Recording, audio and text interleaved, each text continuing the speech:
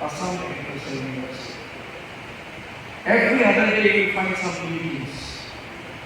I'm happy to let you know, only last week, one of our laboratory called SANTALI Institution Facility has been accredited by India.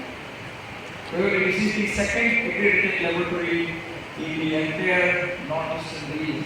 Even though we have other universities, but most of the accreditation are either being not renewed or not renewed in place.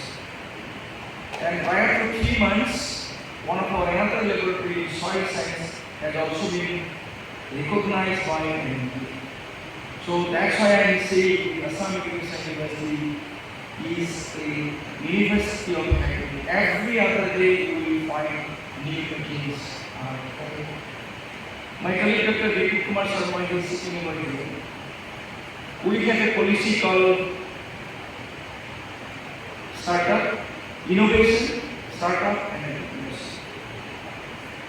This is the policy based on which we organize or we, in fact, we try to stimulate some kind of newer things in the minds of the faculty and students to have their own startup company when they are still working or when they are still students in this particular university.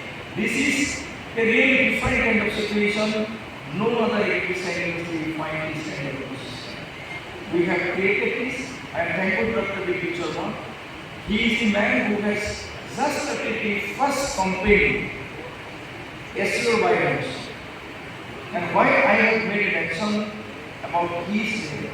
Because he is the promoter of that particular company and he is now promoting the biofertilizers and biopesticide developed by ASSAM University like AU Bioguard, AU Biosafety, AU Biosana, Biobeam.